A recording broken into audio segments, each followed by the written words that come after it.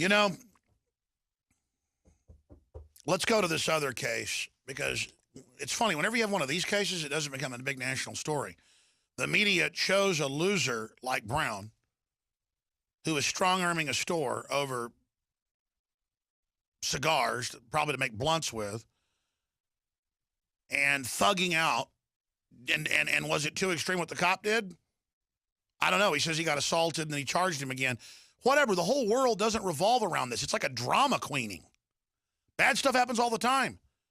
People, I probably know 6, 7 people that have like schizophrenic brothers or sisters. In fact, I had it happen to some distant family, not too distant, but the husband of my great aunt who just died recently. You know, her second husband after her death. The point is, his daughter had schizophrenia or a mental disorder and freaked out, and the cops came to her house. She was unarmed. They shot her, thinking she was armed.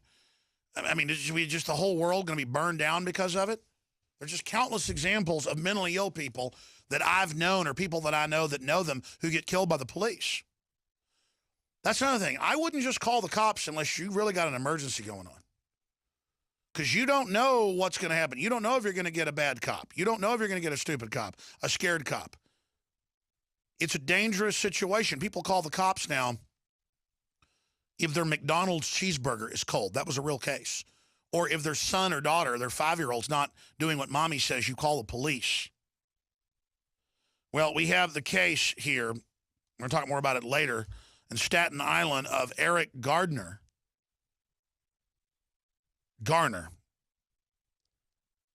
being choked to death, and he's just got his hands up talking to the police going, hey, I don't, need to be arrested, blah, blah, blah.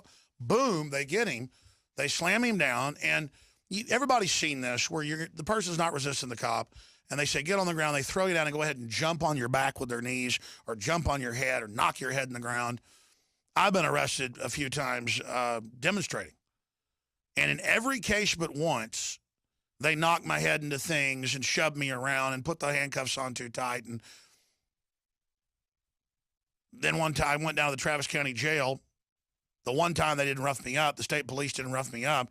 And when I get there, this little short redhead guy goes, oh, Alex Jones, you really think you're something, huh? Turn around. And shoved my face and nose, enough to give me a bruise, into the wall. And he was like, oh, you got to do something? You got to do something? I mean, so obviously a bunch of cowardly nobodies try to get jobs like that. Not everybody, but there's that factor in there. There's that element. And I don't know why it's allowed to flourish. We're all upset about that, those of us that want justice. But Brown ain't it, and it's all a big globalist UN program to stir up division in this country and to legitimize killing white people with hammers.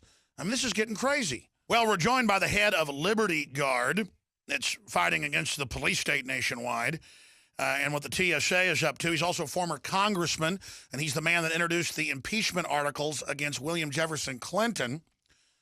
And, of course, he's former Congressman Bob Barr. He was way ahead in polls, and I thought he was going to get in that district in Georgia there outside Atlanta, but he lost to the Tea Party candidate. And it's kind of a paradox because I'm a big Tea Party guy, but I knew that Bob Barr on almost every issue was an outsider. He was exposing the NSA, the police state, fighting against gun control, and trying to impeach Bill Clinton whenever the establishment didn't want that. So, whereas I think the candidate that beat him's a fine person, it shows how powerful the huge backlash was against any incumbent, even though Barr wasn't an incumbent and had been out of Congress for a while. I wanted Barr to be in there because he would start the impeachment. He said, boom, first day. Now Obama says he's going after the guns using UN treaty, not law. He says he's shutting off more power plants. He's doing naked amnesty. He is putting our troops under more NATO UN control. Across the board, acting unilaterally. And he's got 2 years left. So I want to talk to Bob Barr first briefly about his election to see if he concurs with what I just said. And then I want to get into the UN saying not just the people of America need to be disarmed, but the police as well. See, only the UN under their memorandum 7277 and UNESCO that they believe is law, even if we don't ratify it, only the UN has the weapons. How creepy is that, and that's the headline at Infowars.com, UN attacks U.S. gun rights and more, citing Ferguson and the police. In my mind, and we'll talk about this as well, there's no doubt that they're trying to cause racial division, riots in America, because that's all Obama's got. And we'll have Bob Barr put on his former CIA hat and his former federal prosecutor hat to ask where he thinks all this is going. But the NFL, the Black Caucus in Congress, holding up their hands, don't shoot, implying that white people inherently want to kill black people and that police inherently are involved in police shootings and are guilty for what another cop does. I mean, this is race class warfare right out of the Joe Stalin book, in my view. Now, that's a mouthful. Again, former Congressman Bob Barr joins us.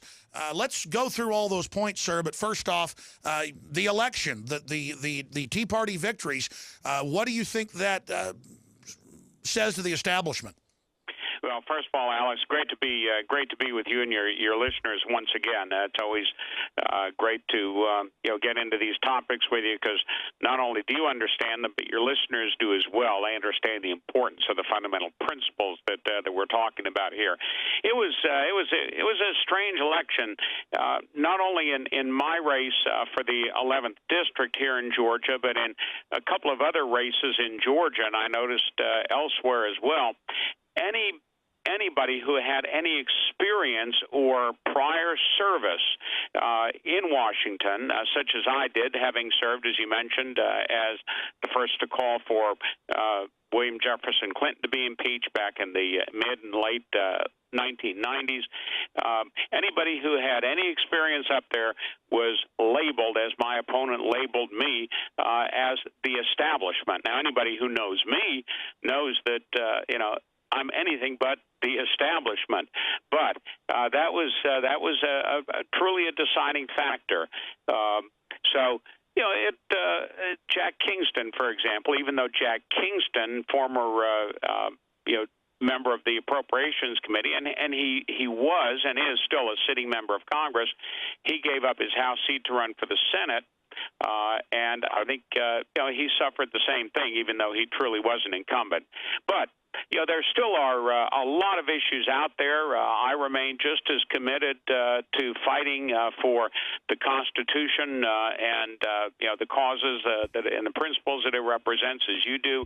Whether I'm in office or not, I certainly would have enjoyed serving the people of America once again in the House, to use the background, the experience that I have to fight against increases in government power and limitations on individual liberty. Didn't get that chance this time, but I'm continuing to fight the good fight from the private sector. Well, sure. I mean, it'd be like not voting for Ron Paul if he ran again because he'd already been in there. I mean, I see it as overall a positive sign that people are really fed up, but it still shows that they're not overall educated, though, on how to, in some cases, go with somebody that has experience and, will actually go after people. I mean, as a prosecutor, I would guess that's why you had the cojones to do that. I mean, it's obviously dangerous to try to impeach a sitting president, especially Slick Willie. And these new Tea Party people that have gotten in, they better deliver or they're going to be in deep trouble with their constituents. You're absolutely correct. And, I love the Tea Party movement. I think it's very healthy. We have some very strong Tea Party groups here in Georgia. I mean, Jenny Beth Martin, the head of Tea Party Patriots, is here in Georgia and got her start in politics working in one of my campaigns back in 2002. There are some folks that are involved with the Tea Party that just don't quite understand that we need to use those Tea Party values in conjunction with people who know how to move them forward. At the same time as we need people up in Washington who have the courage to say no to government spending, government power. At the same time, we do need some people up there who understand how to move our constitutional agenda forward, and that's what we're missing in a lot of these cases. Well, the real battle begins. What do you expect Obama to now do that he's a lame duck? I mean, we're seeing it. Unprecedented power grabs. Even Krauthammer saying it's time to impeach him. Turley, who's a liberal, says that he's tripled the abuses of Bush. I mean, if he opens the borders to all the illegals, which he's already done, but does an executive order, if he keeps, shutting off power plants and all these other executive actions and going after our guns, I mean, this is outrageous. It truly is. As bad as Bill Clinton was, and he was a bad president. There is no way of sugarcoating that, certainly. But as bad as he was, he did not have the deep-seated ideological arrogance that is at the core of Barack Obama. Bill Clinton was very much a narcissist. I mean, as long as he was happy and got the things that he wanted and was able to use the perks of power, whether it was first as the governor of Arkansas to his own benefit and then as president of the United States to his own benefit. He was happy. He was a happy camper, as long as he could have the women and so forth, and travel and whatnot. Barack Obama is a very, very different animal. This man has more hubris and arrogance than anybody else that I've ever come across in public life. He truly believes that he is the chosen one, that because he was elected and then reelected as president, that puts him in a plane above everybody else in the country, including even members of his own party. You talk with Democratic members of the House and the Senate in private, and a lot of them will say, this president, won't even come up to the Hill or get on the phone with us to work with us. He simply tells us what to do because he's the president. Now, as a lame duck, so to speak, who beginning in January will no longer have either house of the Congress under his thumb, he will simply shift gears, not worry about going to Harry Reid for anything, and simply use the power that he believes he has and can wield as president, quite regardless of whether or not there is any constitutional or historic basis for what he's doing. We are entering, Alex, a very dangerous period in American history with this man. And that's why I wish that Ron Paul was still in Congress. I wish you were there as well, because I don't even see any of these new people, a lot of them that are great folks, challenging Boehner, challenging McConnell. I mean, they need to be putting heat on them to go after Obama and to rein him in and block him. I know they filed a lawsuit, but, I mean, you're the former congressman and a former federal prosecutor. What is the proper move in Congress right now, and what would you be doing to try to pressure Boehner and others to take that action? Reminding them that they in the House and in the Senate have a constitutional responsibility, not a political responsibility, but a constitutional responsibility to ensure that within the legislative branch, and that includes appropriations of all funds that are used by the executive branch, they have an absolute responsibility to ensure that the law is being followed, that the intent of the legislation passed by the Congresses and signed by presidents is carried out, not just the letter, but the intent of the law, and to remind the Speaker and the others in leadership positions in the House and the Senate that there are indeed not only steps that can be taken, but must be taken to stop the expenditure of any taxpayer dollars for actions that are unconstitutional by this president. This notion, I saw somewhere that one of the top Republican leaders in the House was saying, well, we can't stop appropriated funds from being used for Obama to carry out his illegal immigration orders because they use funds from fees. I mean, that's just absolute nonsense. Every one of the departments, offices, individual positions in the executive branch is funded through appropriations passed by law by the Congress. And no funds can be used under our Constitution, but as have been authorized and appropriated by the Congress. The Congress absolutely can deny any funds from being used for any particular purpose, such as carrying out an executive order that is unconstitutional. And this notion that, well, we can't do it is Sure. It makes absolutely no sense whatsoever, Alex. Well, they also lie, because I've studied it, I know you have as well, under Bush Sr. and under Reagan, when they did executive actions, it was to line up working with Congress and with laws passed in Congress for the previous amnesties that were targeted and much smaller, but also criticized. This is the president operating against the Congress, just like he's doing on carbon taxes and CO2, just like he's doing on military action, just like he's doing on gun control. I mean, on so many issues, he's just doing whatever he wants. And Congress just sort of sits back and says, "Thank you, sir. May we have another, sir?"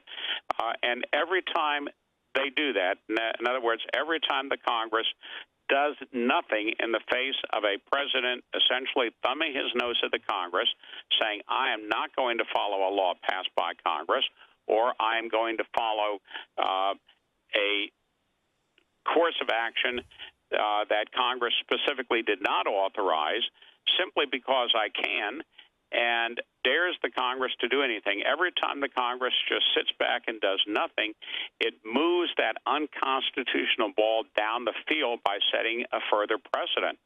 You know, this is why, one of the things that we're doing at Liberty Guard, and I appreciate you mentioning our libertyguard.org site, is we have a site called lameduckdynasty.org to highlight the importance right now during this lame duck session of the citizenry getting involved and putting pressure on the House and Senate Republican leaders to stop this. So we're encouraging people not just to go to libertyguard.org, but to lameduckdynasty.org and helping us out. Spread the word. This is a very dangerous time. Well, for those that don't know, you go to libertyguard.org. You've got a lot of resources, legal tips, facts. Again, we're not attacking the average TSA person, but naked body scanners, groping children, taking our shoes off while our own government funds ISIS and these other radical groups. I mean, it's all about training us that we don't have rights. It's a social engineering program, plain and simple. And I just really appreciate the fact that you've been leading the charge. Now they're trying to get you to pre-check in. And I'm telling you, I like the idea of convenience, doing an interview with the TSA, doing a screening process, and then I don't have to go through all that added security. The problem is that then they'll just bring it back on everybody later once everyone gets permission to travel. This is the idea they're introducing, internal checkpoints while our borders are wide open. I mean, how can our borders be wide open and the Border Patrol be completing the smuggling process, as one Border Patrol agent said, shipping them in with vouchers, but then I have to go through internal checkpoints and be, asked questions with these screening programs where they do behavioral analysis on me. Yeah, BDOs, behavior detection officers. Well, it reminds me, particularly the way you've accurately described it there, Alex, of the old Superman bizarro world, where Superman somehow would go into this dimension, this bizarro dimension where everything is the opposite of the way it is in the real world. You're absolutely correct. Here we are with not only our borders essentially wide open, but Obama and the Department of Homeland Security people just standing on our side of the border, waving people in, please come in, andale, andale. And then at the same time, we're subjecting American citizens who have often forgotten a legally recognized right to travel, being denied that fundamental right to travel simply because government agents have decided that they're going to stop you from doing so unless you do everything that they tell you to do. And every time they come up, you've mentioned, Alex, this TSA pre-check program. They can never even make up their minds on that. They start that pre-check program, seems to be working fairly well, and now somebody was telling me the other day that, well, now they're making it random. So you sign up for it, and you go through, and sometimes it allows you to use it, sometimes it doesn't. I mean, the nonsense, absolute, utter nonsense that you have to go through in order to exercise what the U.S. Supreme Court recognized half a century ago as a fundamental right, and that is the right to travel, is absolutely meaningless nowadays in the name of so-called security. Exactly. You can't have the federal government stick a checkpoint in front of something and say, this is the rules. I mean, you're a lawyer, you're an expert on these things, but explain it to me. But I've told you the common law, it's pretty simple. If the airline itself wanted to say, once you get to our gate, we're going to search you, you would decide whether or not you wanted to go through that. Maybe one airline didn't do it, one airline did, but that's free market. But you don't have the government itself say it's a privilege to travel. That's right. It's no longer a right, as almost everything that the government deals with nowadays. It's not a right. It's a privilege. I was talking with a local reporter here in Marietta, Georgia, the other day about a local police department that is spending a bunch of money to get a new license plate reader system, and they were saying, well, gee, now, we can, during the holiday shopping season, we can send a patrol car through a mall parking lot and within a matter of minutes identify any cars that might have warrants outstanding or are stolen. Now, wait a minute. Now, if I want to go to a church, or I want to go to a business, or I want to go to a political event, or I just want to go out shopping, I'm subject now to having my license plate read, recorded, and a record made of that. And where you went, and that's what it's really all about. Let's talk about, I mean, it's just outrageous, and most of this is being driven by the tail wagging the dog, and that is federal monies. Federal monies are being made available to local police departments with this whiz-bang technology, so they snap it up, and we'll worry about the details later. Trust us, they say. Well, I don't. I don't trust government. Well, we know that they've been secretly, since Bill Clinton's days, putting up in test federal license plate reading cameras on major highways. Now they're proliferating all over the place. And imagine if Nazi Germany or the Soviets would have had this type of technology, what they would have done. These things always get abused. And as you said, they've caught San Francisco using them a few years ago to track where everybody goes and creating records. Now they want to use them to tax you by the mile. They use them at a lot of the toll roads now. It's proliferating, and it destroys any level of privacy. We've only got about 10 minutes left with former Congressman Bob Barr. Then we'll open the phones up and take calls and get into some other news. But we've got about a minute and a half before we go to break, sir. Shifting gears into Ferguson. I mean, in my view, this is total race baiting by the Democrats to change the subject. We've got attacks on whites, hammer murders going on. Farrakhan saying, basically kill people. The Democrats, President Obama came out yesterday and said these youth have done nothing but done the right thing. And, I mean, this is legitimizing a lot of criminal activity and equating it with free speech. What do you think the end game is here? Well, the end game is the same as it is whether we're talking about TSA or the FEC or the FCC. It's all about the big C, control. One of the other aspects of what we see happening in Ferguson, I know you've looked at this and noticed this also, Alex. In addition to the rampant criminal activity and the race baiting and so forth that's been going on there, there was a very interesting sort of little noticed aspect to this. There was a group of folks called Oath Keepers. Oh, let's talk about them when we come back. Private citizens. I'd love to chat about that and where that's taken us. That's right. In fact, the police tried to basically shut that down. How dare private citizens try to stop the crime? We'll be back. Stay with us. GCNlive.com. GCN.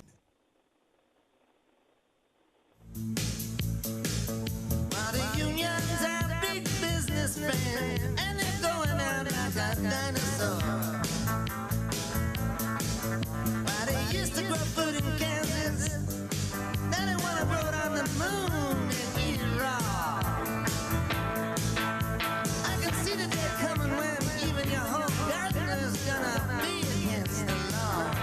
Alex Jones here, back live. Former Congressman Bob Barr, the head of LibertyGuard.org, is riding shotgun with us for another 10 minutes or so. Then I will get into other news that's breaking at Infowars.com and open the phones up. I'll give out the number coming up in about 10 minutes. You were getting into Oath Keepers when the break cut you off. Tell folks about that. Thank you once again, Alex. A lot of folks may not have noticed it, but shortly after the start of the most recent round of riots and lawlessness in Ferguson, there were a number of individuals who appeared to help businesses and on rooftops to help maintain order. These were private citizens, law-abiding private citizens, many of them military veterans, former law enforcement, and first responders, who simply have taken an oath to protect and uphold the Constitution. And they went to Ferguson, put themselves at risk, going there on their own to simply help local business and property owners protect their businesses. And rather than the police authorities in Missouri and Ferguson say, we really appreciate this. Thank you for helping us out. We obviously need the help. What did they get for their efforts? The Oath Keepers were told to get out of town or they'd be arrested because they didn't have licenses to do what they were doing. That is simply helping individual citizens and business owners protect their property. This is the state of affairs in America and the Western world today. Citizens who wish to help maintain order and protect their rights and to carry out their God-given responsibility to protect themselves and their fellow citizens. That's not ultimately the job of the police. It's the job and the responsibility of individual citizens are now being told by police, not only do we not want your help, but you're going to be arrested if you continue to help because it's against public safety. We, the police, are responsible for public safety, and anybody who interferes with that by trying to protect themselves and others will be arrested. Well, that's what's happening here. And again, I've looked at the state laws in Missouri on this. We've had Stuart Rose, as a constitutional lawyer, on, and the head of Oath Keepers, on the nightly news to discuss what happened. The business owners asked them and said, yes, please do come. We've had some of the business owners on, the gun shops and others. They wanted the Oath Keepers to be on top of their property. And I think the police are wrong that if in free association someone says, yes, please be here and help protect me, and it's a private citizen doing it, it's not commerce, and so it's not subject to licensure. And I believe that's a fraudulent, unlawful order given by the police. It clearly is. But it's typical of government, Alex. We see it in so many ways. Government wants to have its cake and eat it, too. On the one hand, the police don't want to be liable for citizens being harmed, so they take the position, which is actually a legitimate one, that that people don't have a right to be protected by the police. But then on the other hand, they want to control people, so they don't want to leave the citizenry with the tools in their hands to actually protect themselves. So they say, well, yes, we don't have a responsibility to protect you, because if we did, then if we didn't, we could be liable for it. But we're going to be the ones that decide when and how to protect you, not you. And that sets the whole notion of individual responsibility and individual God-given rights on its head and places absolute control, which is what government wants, in the hands of government officials. You're right. And to have the police freak out and come up and say, hey, come down basically with your hands up, you can't be on that rooftop, even after they talked to the business owners and said, no, we want them there.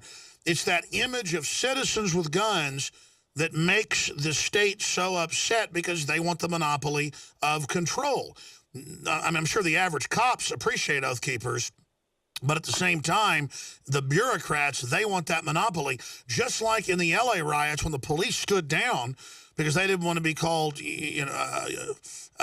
police brutality or abusers or racist, Then it was the Korean shopkeepers protecting the whole neighborhood with their shotguns. And the media back during the 92 riots asked, should they be arrested? Should they be allowed to not have their businesses burned down? I mean, the ultimate crime in this society now, it's like public schools teach kids, don't fight back if a bully attacks you, get in a fetal position.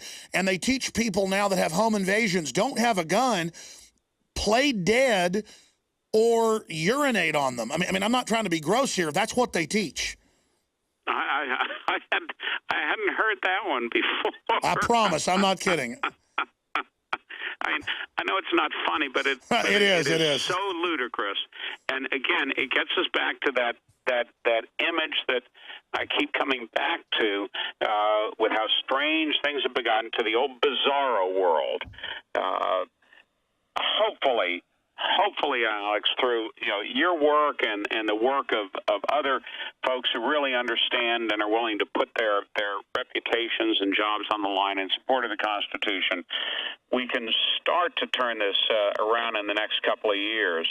But darned if we've got to have new and stronger leadership in the House and the Senate.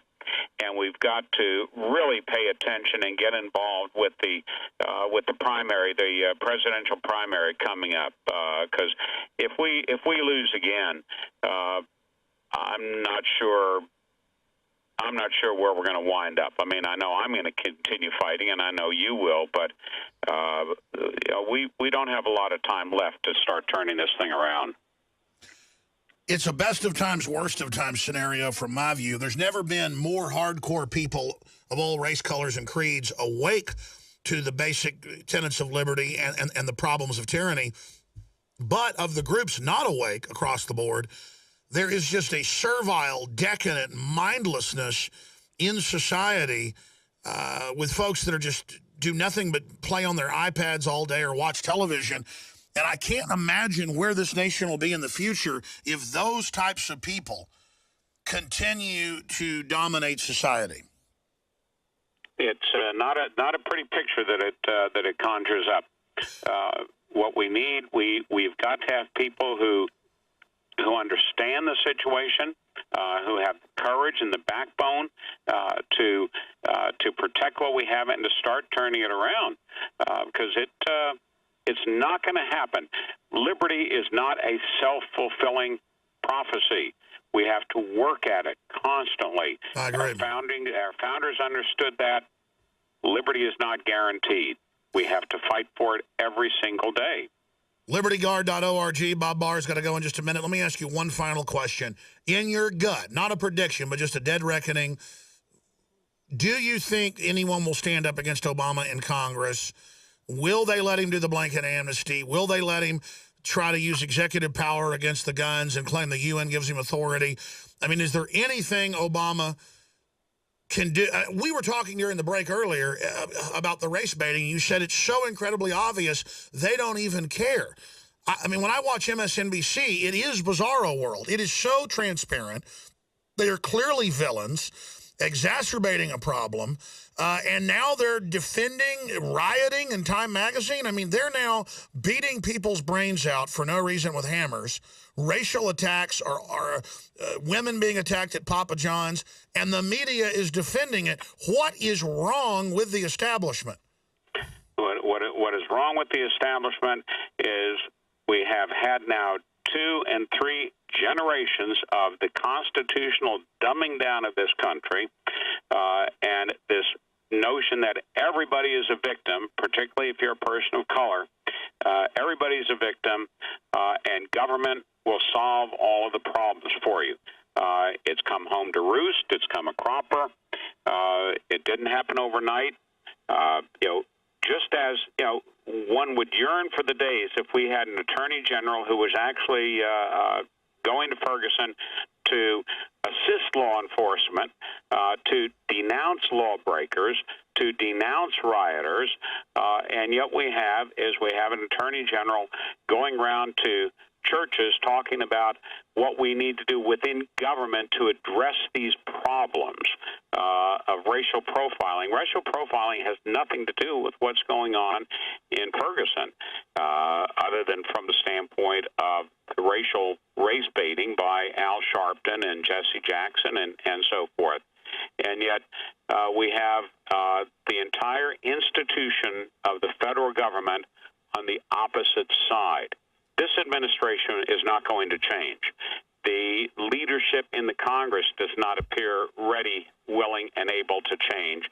But ultimately, I still am optimistic. I think there are enough good people, some of them new people in the House and the Senate on the Republican side, that they will make sure that some things are done. I'm not overly optimistic, but I do believe that that we are going to see enough people stand up so that we will start to turn this thing around. And there are cases where the police clearly do beat and shoot black people, to death for no reason, and those are real cases. And a lot of times the police get indicted. But there's also cases where they kill white people the same way. It's just this case is one of the worst ones to pick when all the evidence points towards Brown being a thug. I'm sad he's dead. We're going to talk about the case of Eric Garner here in a minute, choked to death up in New York and Staten Island, and it does look like manslaughter to me.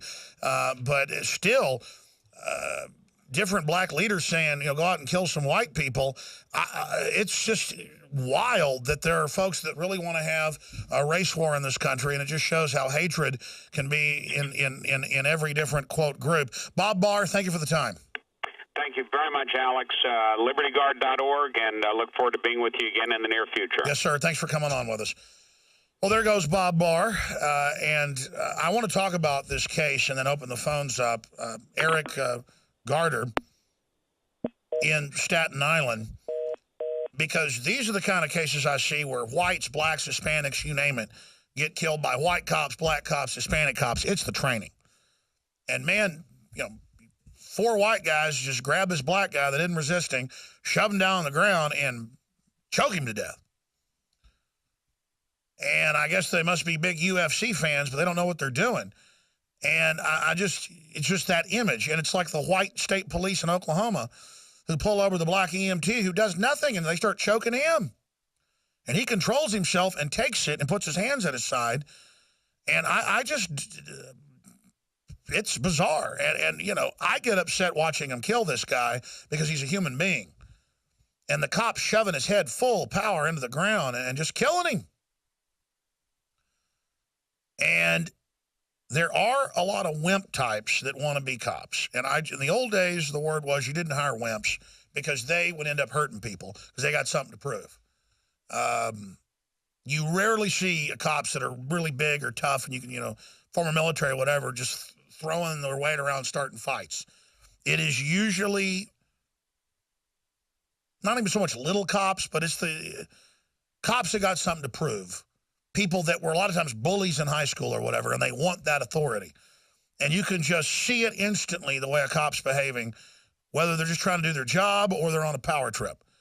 And I think it's manslaughter. We're going to play the audio and video of this if you're a radio listener, Infowars.com/show, of a Staten Island police killing Eric Garner. So let's go ahead and play that clip. And then we'll... I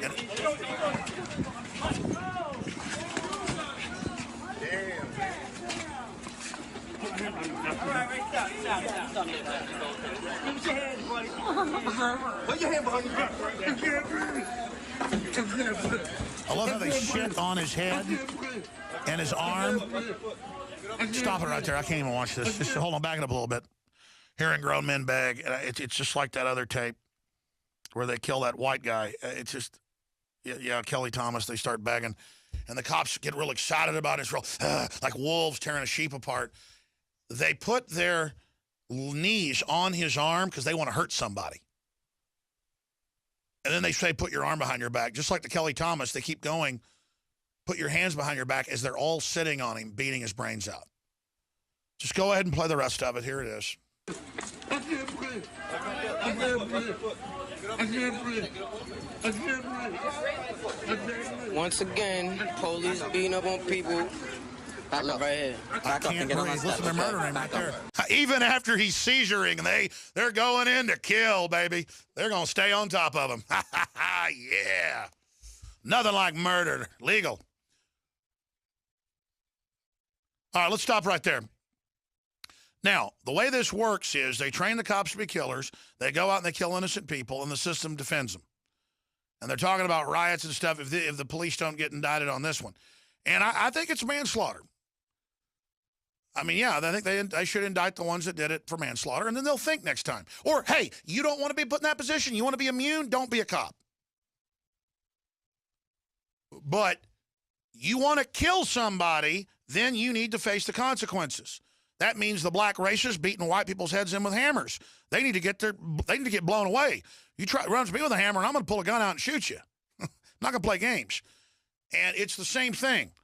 Shoot at firefighters. You need to get shot. But just because you're in a gang of police doesn't mean you get to kill people either. It's this gang mob psychology that we're dealing with. Oh, I'm very upset. But what they're doing is they're taking real concern about this and projecting it onto Brown to cause an explosion to then end up causing a distraction from what the globalists are doing in the big picture. And then Obama gets to sit up there and act like he's concerned about police brutality and, oh, that's what he's doing for the community. He's giving back. He's sticking with the hood. He's sticking with the brothers. Give me a break. Obama has got Al-Qaeda forces murdering every black person they can find in Libya. He's got them murdering non-radical Muslims everywhere, hundreds of thousands of people. It's a murder machine. Planned Parenthood, though, stands with Brown. Oh, because they're upset they couldn't kill him when he was in his mommy. It's just a total sick joke. And having race war on white people isn't going to stop police being given this type of training. The issue is the federal training that turned them into killing machines. So Eric Garner was choked to death for no reason. And who knows if the people that did it will get in any trouble. Because the police should not be above the law, and there is a lot of problems, but that's driven by the very same social engineers that now want to blame all of the political problems we have on the police solely. As counties, as cities, as societies, you shouldn't put up with the type of tactics that have come into, quote, law enforcement. We need peace officers, not soldiers who are big UFC fans who want to see how many people they can kill. Now, we're going to open the phones up in the next hour. I want to talk to first-time callers today. Haven't done that in 4 or 5 shows. I'd like to get your take on what is obviously incredible race baiting by the White House. What is their end game? Well, it's to get riots going nationwide and then have the UN call for gun control, which has now happened today. That story is on Infowars.com and PrisonPlanet.com. UN attacks U.S. gun rights and more. Citing Ferguson police. So that's the headline on Infowars.com. Also, judge issues temporary ban on arrest for feeding the homeless. MSNBC guest says USA founded on racism. Ferguson riots caused by white supremacy. New York prepares for riots as grand jury weighs Eric Garner decision. Kurt Nimmo story. And there's a new clip of Reverend Farrakhan saying that blacks need to stop dying for nothing and start dying for something. I mean, he's really trying to, I guess, get a race war going. Maybe Farrakhan really thinks that'll happen. But, I mean, it'll just be random whites in their car coming home from work and their head beating with a hammer who've done nothing. Ferguson police chief, a lot of discussion about charging Brown's stepfather with inciting a riot. Well, what's Farrakhan doing? Islamic State says bomb expert threatens London with dubious dirty bomb. I'm going to break that down. Family demands hate crime charges for murderers of Zimrik Bejic, the Bosnian immigrant killed in a hammer attack by St. Louis black teens. heard screaming, "Kill the white people." And without a hint of irony, Planned Parenthood joins the hashtag Black Lives Matter protest when their main founding mission is to kill black people before they ever get out of the womb. So sad how this manipulation is happening. Full court press, NFL, Congress, the new things, hold your hands up. Should whites walk around with a hammer in their hand and go up to blacks and say, "Don't kill me, bro"? Well, no, you can't blame black people for what racist blacks do any more than you can hold your hands up and be the victim. Just gets so old. Now, before we go any further, I keep doing this at the end of the hour. I should be announcing this every segment. It's so important. We are funded by your support. So we obviously sell the highest quality products at the lowest price to be competitive and to have a win-win. We are offering free shipping on the Molon Labe products, on the Second Amendment, T-shirts, belt buckles, films, books, you name it, shortwave radios, survival goods, everything at InfoWarsStore.com. The entire InfoWarsLife.com product line. Free shipping on everything. And then 30% off Super Male Vitality, Super Female Vitality. Buy a bottle of DNA Force, get 2 bottles of Survival Shield Nascent Iodine free. $60 value. Silver is almost sold out, but I'm still keeping the sale on for it. 20% off and free shipping, and a 5th bottle's free. You can buy 1 bottle and get free shipping and 20% off on Silver Bullet Colloidal Silver. You can get half off on PrisonPlanet.tv memberships. 20 people can use the memberships. That's 20 memberships for $29.95 for an entire year. InfoWarsStore.com, PrisonPlanet.tv, or 888-253-3139. Nobody's got an excuse not to shop at InfoWarsStore.com and support the Liberty Movement. These are great products, and thank you all for your support. Third hour coming up.